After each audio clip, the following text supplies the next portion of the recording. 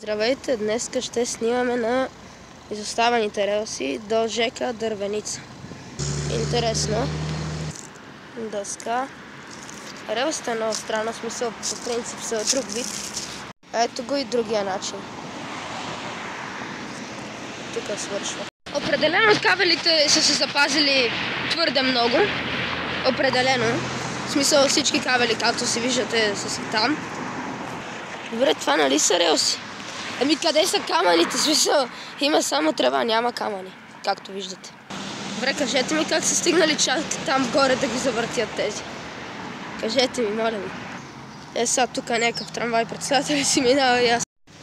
Да, тук вече малко прекаляват храстите. В смисъл, сами виждате какво правят на релсите. И доста дълго продължават тези храсти. И тук свършват. В смисъл, тук е било колелото.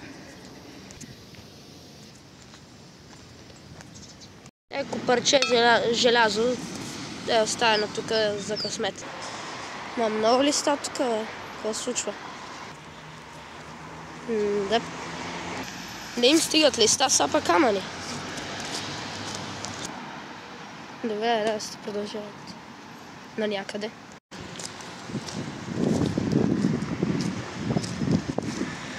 Ясно. Някой си е посадил дръвчета. Няма лошо. В смисъл.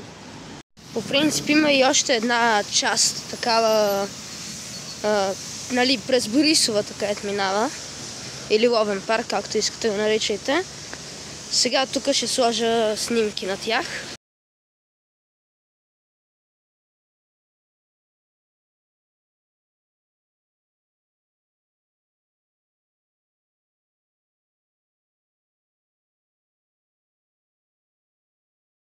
Тук беше днешното видео.